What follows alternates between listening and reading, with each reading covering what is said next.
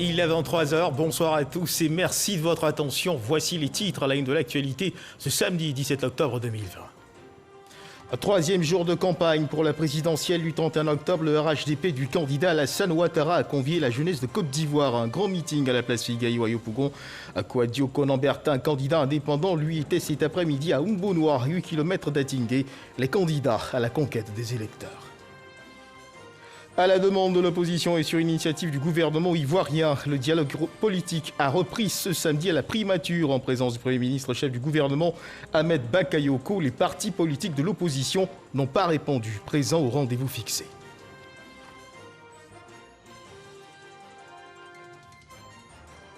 Élection présidentielle en Guinée, les Guinéens iront aux urnes ce dimanche pour élire leur président de la République. Les Guinéens vivant en Côte d'Ivoire suivent avec attention cette élection. Qu'attendent-ils du futur président de la République de Guinée? Réponse en fin de journal. Voilà pour l'essentiel. Oui, bonsoir à tous. Troisième jour de campagne dans le cadre de la présidentielle du 31 octobre. Deux candidats qui figurent au nombre de ceux retenus par la commission électorale indépendante ont donné de la voix pour communiquer sur leur vision pour la Côte d'Ivoire, se faisant représenter ou prenant eux-mêmes la parole. Ils sont allés au contact des électeurs. Le RHDP du candidat Alassane Ouattara a convié la jeunesse de Côte d'Ivoire à un grand meeting à la place Figayo à Yopougon en présence du directeur national de campagne Ahmed Bakayoko qui a présenté la vision de son candidat. Kouadio Konan-Bertin, candidat indépendant, lui, était cet après-midi à Umbonoa, à 8 km d'Atingué. Dans le meeting qu'il a animé, Kouadio Konan-Bertin a réaffirmé sa volonté de bâtir une Côte d'Ivoire basée sur les valeurs de la République s'il est élu au soir du 31 octobre à la tête de la Côte d'Ivoire. Et puis, justement, à l'initiative de l'institution, deuxième titre de ce journal à la demande de l'opposition et sur l'initiative du gouvernement ivoirien, le dialogue politique a repris ce samedi à la primature en présence du Premier ministre chef du gouvernement Ahmed Bakayoko. Les partis d'opposition attendus ont répondu absents au rendez-vous fixé. Alexis Ouedraogo. Le chef du gouvernement a invité ce samedi à la primature les différents acteurs de la scène politique ivoirienne. Si plusieurs ont répondu présents, à la table de séance, les principaux partis de l'opposition restent absents. Une situation que déplorent certains partis. Nous avons regretté que certains partis de l'opposition qui avaient souhaité ce dialogue ne soient pas venus. Mais nous ne désespérons pas, nous avons dit au ministre qu'on l'encourage à poursuivre. Les élections, ce n'est pas la guerre. Les élections doivent se dérouler dans un esprit patriotique. Les populations se plaignent parce que tout ce qui se passe est le fait des partis politiques. Donc c'est nous qui devons continuer le dialogue avec nos frères des autres partis politiques et avec le gouvernement. Quand on demande à des jeunes gens de barricader des routes, de casser les édifices de l'État, quand on s'en prend à ses frères, ce n'est vraiment pas la paix. Nous demandons simplement à nos frères d'arrêter, surtout quand on a déjà géré une république, d'arrêter. Pour le Premier ministre, l'État est résolu à maintenir le dialogue politique. Le gouvernement est prêt à tout moment. Encore demain, après-demain, nous sommes disposés à discuter. Mais il ne faut pas dire une chose sur les réseaux sociaux, dans les médias, et puis dans les faits, faire autre chose. J'ai bien entendu, lors de leur conférence de presse, nous désobéissons, nous agissons pour obliger le gouvernement à venir discuter avec nous. Mais nous sommes déjà là pour discuter. Et nous sommes prêts à discuter. Comme le disait le président Oufoué, quel que soit le niveau des crises, à la fin, c'est toujours par un dialogue que cela se termine. Il faut faire l'économie des crises et commencer par le dialogue. Donc nous sommes disposés. Ahmed Bakayoko a invité l'opposition à sortir de la logique de rupture et dit son bon espoir du retour dans la compétition électorale des candidats en retrait. Nous espérons que les candidats hésitants ou les candidats qui appellent le boycott vont revenir à des meilleurs sentiments parce que la réalité, elle est tout autre. La Côte d'Ivoire est en paix. La Côte d'Ivoire avance et c'est important pour notre pays que nous ayons ces élections à bonne date. Parce que quand vous avez des situations de vide, c'est là justement que vous ouvrez la porte à toutes les aventures. Le chef du gouvernement s'est toutefois voulu ferme quant aux appels à la violence. Si vous êtes responsable de violence sur des personnes, sur des biens publics ou privés, vous assumerez tôt ou tard. Parce qu'il y aura des procès. Dans un pays qui enregistre de nombreux indicateurs de performance, leur se veut, selon Ahmed Bakayoko, à la préservation des acquis et de la stabilité. Ahmed Bakayoko a pour finir réaffirmé sa foi en l'aboutissement du processus électoral engagé et appelé l'opposition à la table du dialogue. Et puis justement, à l'initiative de l'institution Le Grand Médiateur, un atelier a été organisé en faveur des journalistes. Il s'agit de les outiller sur leur rôle dans le déroulement du processus électoral. Les hommes des médias, les responsables de groupes de presse ont échangé sur les questions d'éthique et du traitement de l'information en période électorale. C'était ce vendredi 16 octobre au siège du Grand Médiateur à Cocody. Franck Quadio. Sensibiliser les journalistes et professionnels des médias sur leur rôle dans le déroulement pacifique du processus électoral. La journée du vendredi 16 octobre, mise à profit pour échanger et mieux connaître l'appareil électoral afin de mieux porter la sensibilisation. L'initiative est du médiateur de la République. L'objectif que nous visons est de sensibiliser vous, les journalistes et autres professionnels des médias, sur votre rôle dans le maintien de la paix et de la cohésion sociale en période électorale. Ainsi, tout au long de la campagne, le médiateur de la République lancera des messages dans les médias pour appeler les Ivoiriens, les hommes politiques, à œuvrer pour une campagne électorale apaisée. Respect des règles de l'éthique et de la déontologie, traitement de l'information en période électorale et contribution du journaliste à la paix, le menu des travaux.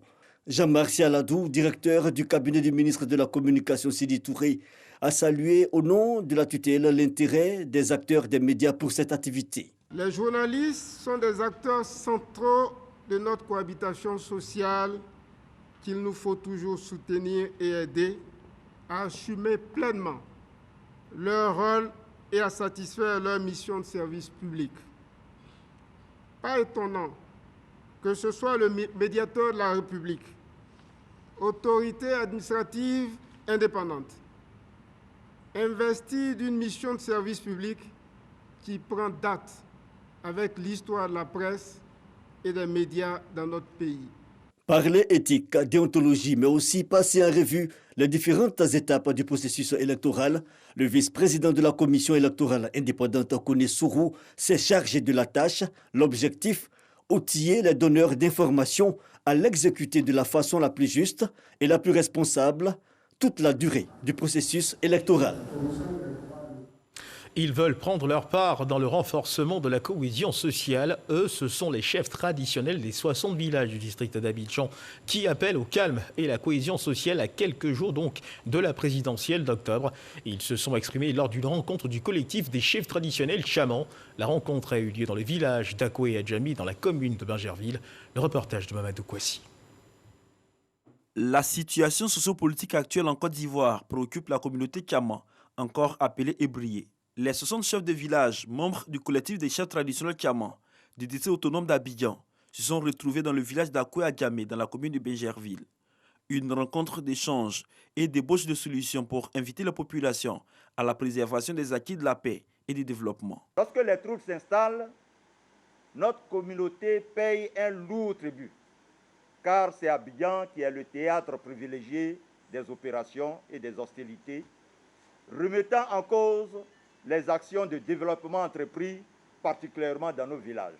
C'est pourquoi nous lançons un vibrant appel solennel aux autorités administratives et politiques, toutes tendances confondues, à la société civile, à nos frères et sœurs venus d'horizons divers avec qui nous vivons en parfaite harmonie, afin de toujours privilégier l'intérêt national, de cultiver les vertus d'amour, de pardon, de tolérance et de solidarité en faveur de la cohésion sociale.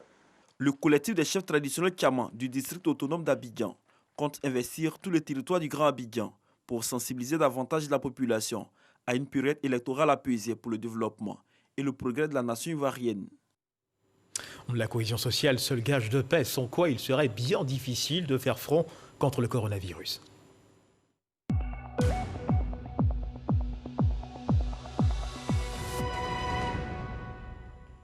La Côte d'Ivoire, toujours engagée dans la lutte contre la Covid-19, ce samedi 17 octobre, on dénombre à 26 cas à confirmer sur 984 échantillons prélevés, 30 nouvelles guérisons, 0 décès. La Côte d'Ivoire compte à ce jour 197 cas actifs. Attention donc à ne pas relâcher dans l'observation des gestes barrières. L'actualité reste certes marquée par la campagne électorale, mais il ne faut surtout pas oublier de redoubler de vigilance face à l'ennemi commun, le coronavirus.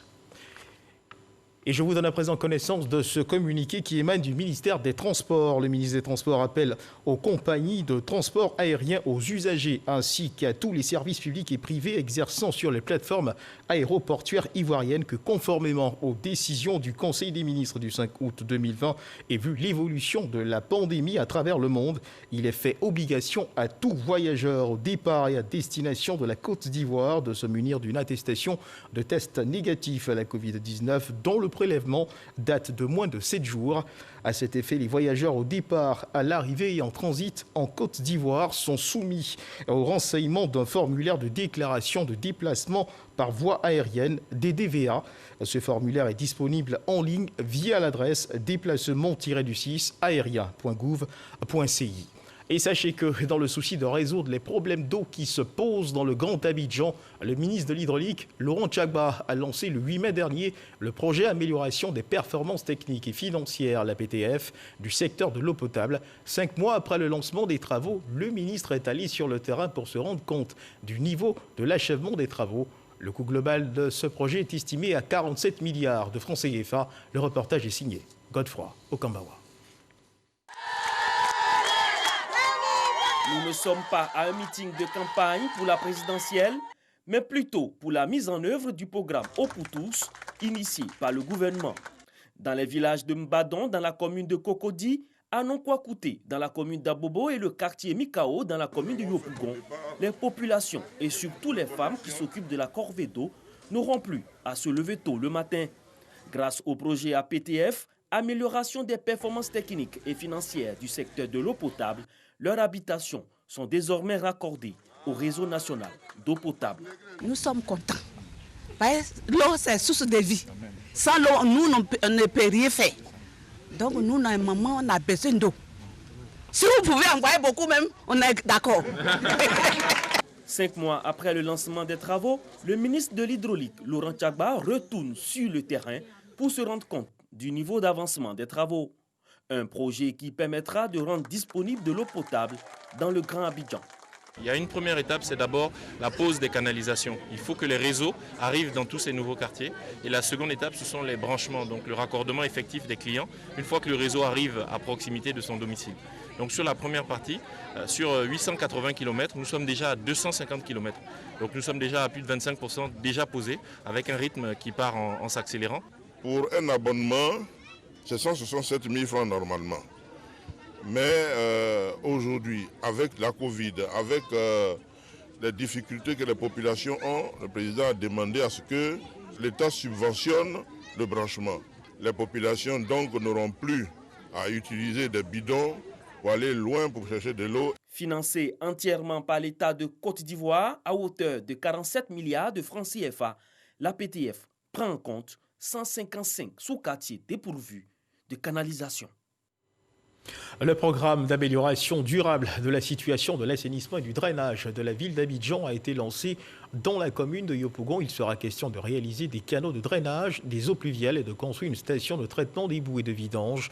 Le coût des travaux est estimé à 50 milliards de francs CFA. On en sait plus avec Grace Kando.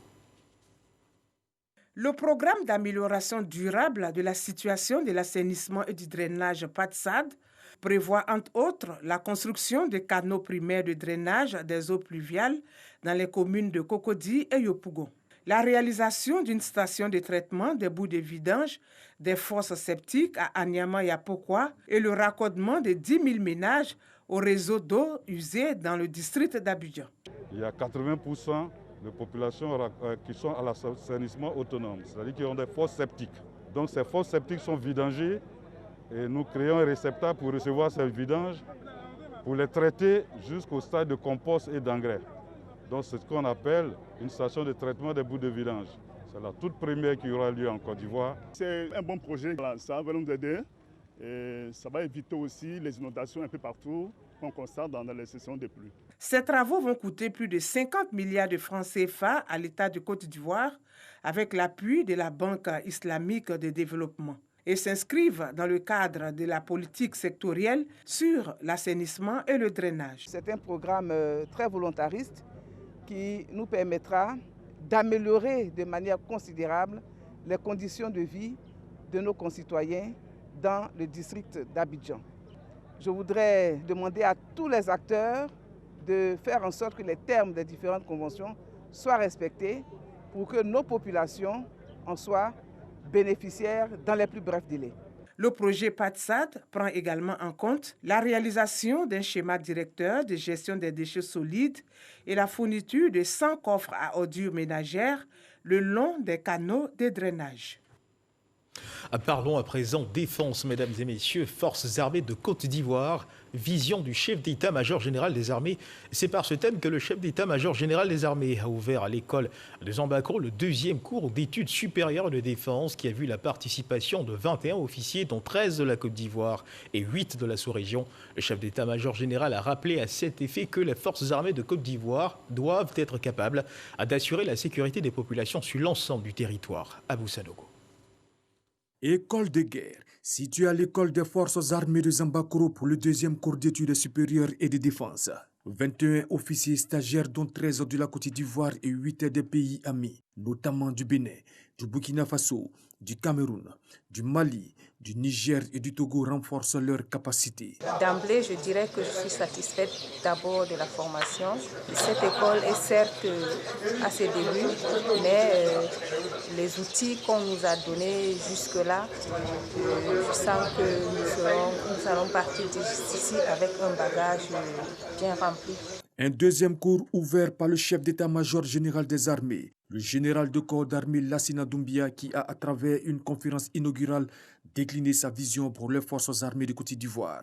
Vision qui, selon lui, passe par la forte réactivité des armées pour apporter des réponses rapides, l'interopérabilité des moyens et des modes d'action, la flexibilité, la polyvalence, l'adaptabilité des forces, le principe intangible de subordination au pouvoir politique et au respect des droits de l'homme. Les forces armées ivoiriennes doivent être capables d'assurer la sécurité des populations sur l'ensemble du territoire, garantir l'intégrité du territoire face à d'éventuelles agressions extérieures, et contribuer à la paix et à la sécurité sur le continent africain et dans le monde entier par la participation aux opérations de maintien de paix. Je reste convaincu que c'est par la formation de haut niveau, par des réflexions stratégiques pertinentes qui nous permettront de déterminer les différents axes d'effort.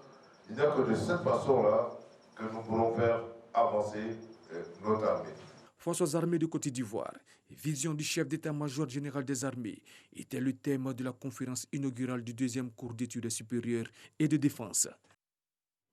Employabilité et insertion professionnelle des jeunes, vous l'avez compris, nous changeons de registre. La ministre de la Promotion de la Jeunesse et de l'Emploi des Jeunes, Mamadou Touré, a échangé avec les étudiants de l'université Félix Houphouët-Boigny de Cocody. Cette activité s'inscrit dans le cadre des visites d'échange périodiques du ministre avec les jeunes bénéficiaires des programmes de l'agence Emploi Jeunes, guichet unique de l'emploi des jeunes de Côte d'Ivoire. Patricia Omouitia.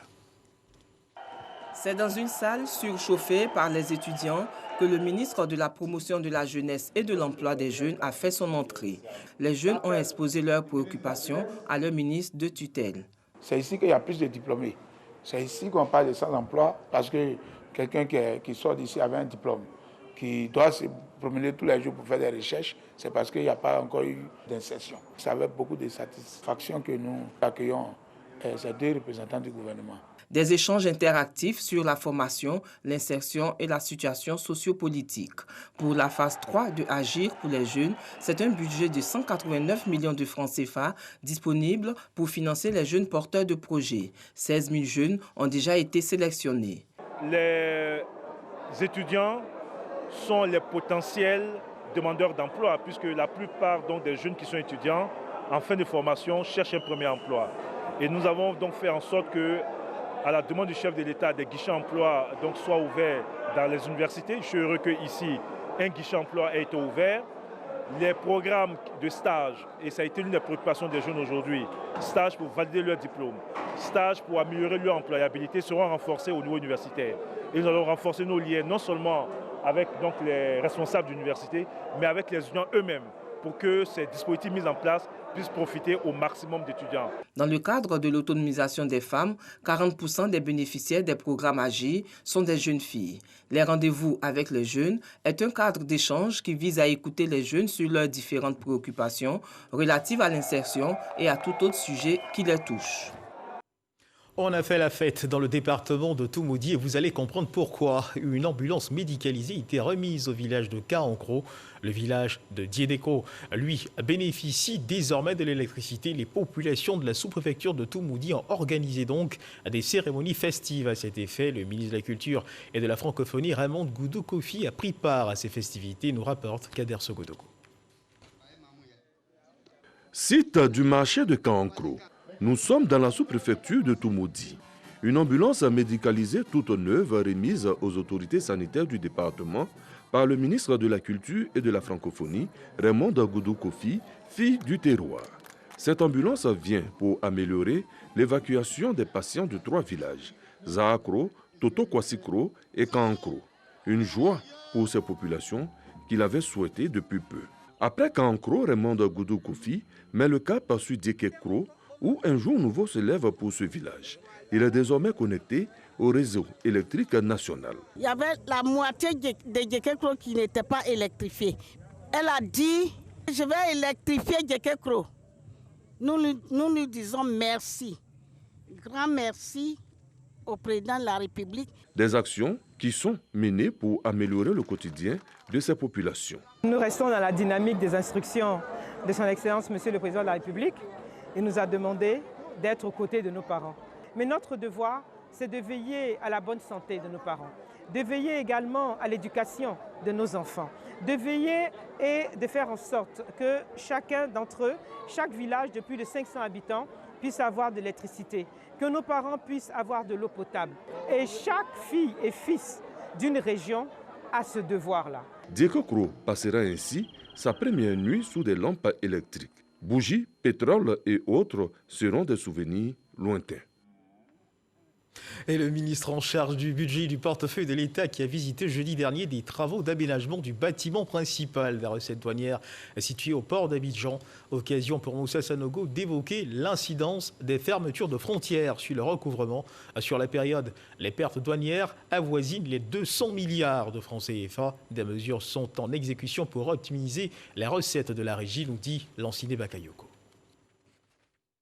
Après la visite des travaux d'agrandissement et de réhabilitation de ce bâtiment où transitent 85% des recettes de port, le ministre Moussa Sanogo explique que la fermeture des frontières consécutives à la pandémie mondiale a affecté l'économie ivoirienne avec notamment la cessation d'activité de plusieurs opérateurs économiques.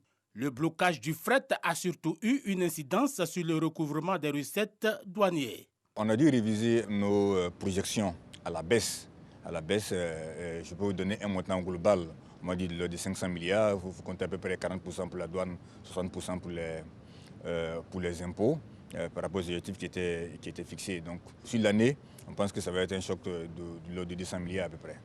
Pour 2020, au niveau des services de douane, les objectifs de recettes étaient de 1 990 milliards contre 2 716 milliards pour les régies d'impôts.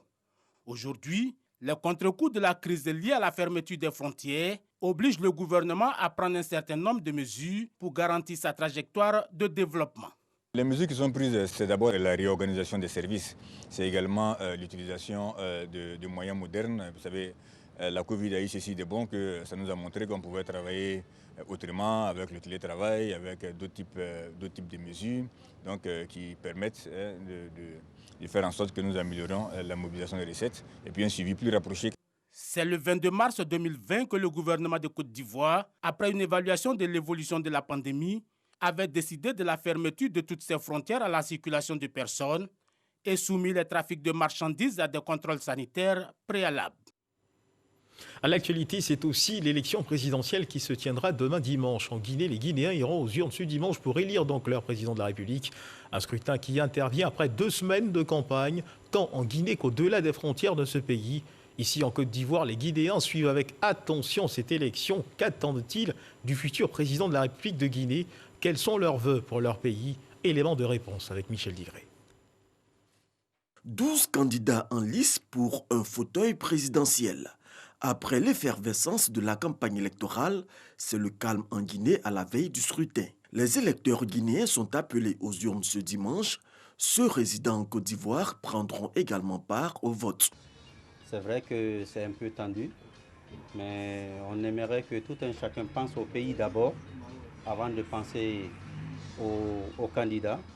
Chacun va aller choisir librement et puis revenir à la maison tranquillement et attendre les résultats. Tous les citoyens résidents guinéens résidant en Côte d'Ivoire partent ce jour voter dans la paix, dans la concorde et se retourner tranquillement. Si la présidentielle 2020 en Guinée cristallise les tensions depuis plusieurs mois, les Guinéens vivant en Côte d'Ivoire souhaitent que l'enjeu ne tue pas le jeu politique. La Guinée nous appartient tous. On peut faire le développement que dans la paix et nous le demandons de faire la paix, de faire l'union et de reconnaître la voix des urnes. Je souhaiterais que les élections se passent dans le calme et le vainqueur et le vaincu s'asseyent et négocient pour qu'il y ait la paix et puis travaillent ensemble pour qu'il y ait la paix dans le pays. Oui, le message déjà c'est la paix entre les Guinéens. C'est la paix entre les Guinéens, qu'on puisse avancer sereinement aux élections, sans haine, qu'on puisse aller voter sans vraiment se battre, sans déjà aller simplement faire parler les urnes. Voilà, c'est nous l'objectif, c'est de faire parler les urnes. C'est le plus important. Ce sont environ 5 400 000 électeurs qui devront choisir l'un des 12 candidats qui présidera aux destinées de la Guinée pour les 5 années à venir. Et dans le cadre du projet Engagé pour la paix, l'Union européenne et la Fondation Magic System ont organisé le samedi 10 octobre 2020, le samedi dernier donc, un concert à la plage Jean-Paul II à Yamoussoukro. Une dizaine d'artistes au nombre desquels John Kifi, Magic System, Yabolova et bien d'autres ont chanté pour la paix. Témoin de ce concert pour la paix, Issa Chonayeo. Une bonne brochette d'artistes à la place Jean-Paul II de Yamoussoukro pour célébrer la paix. Un pari réussi par l'Union européenne et la Fondation Magic System à travers le projet Engagé pour la paix. TNT, la Tigresse Sidonie, Safarel Obiang et bien d'autres chanteurs communient avec leurs fans.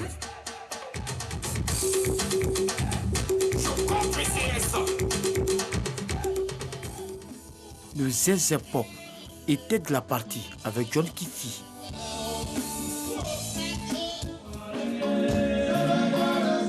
Le mercure monte d'un cran quand le groupe Magic System occupe la scène. Entre deux titres, le lead vocal à Salfo appelle les jeunes à la cohésion. Nous sommes pour la paix. Un peu d'eau dans votre vin, s'il vous plaît. Les Ivoiriens, vous êtes d'accord avec ça ou pas?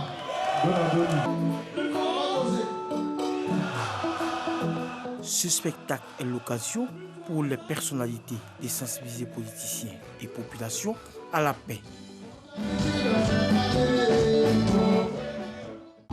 Moi, je crois que ces artistes d'abord sont dynamiques, énergiques, et je crois que leurs paroles arrivent à convaincre les jeunes de vouloir la paix et de s'engager pour la paix.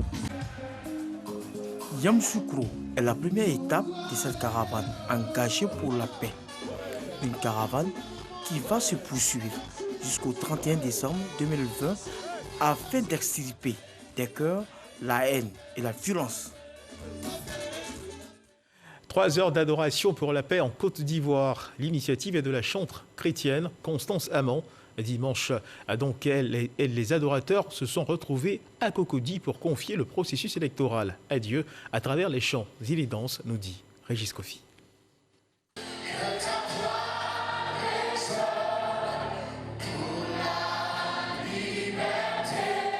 L'adoration, une arme de combat pour remporter les batailles. Devant Amalek, Moïse a demandé à Josué d'être dans la vallée. Mais lui, il s'est tenu au sommet de la colline, les mains levées vers le Seigneur, en signe d'adoration. Et la Bible déclare que lorsque Moïse avait les mains levées, Israël était fort. Pour dire combien est-ce que l'adoration a un impact sur le cours du combat. C'est pour remporter la victoire de la vie sur la mort, l'union sur la mésentente et la paix sur la guerre que l'icône de la musique chrétienne a réuni plus de 500 fidèles.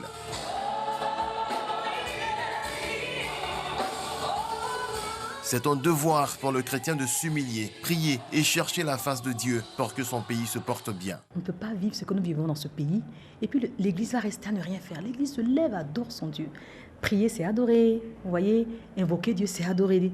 Et puis Dieu déverse sa grâce. En tant que servant de Dieu, ma part est de l'adorer, de proclamer son règne sur mon pays, de bénir la vie de tous ceux qui vivent sur ce sol.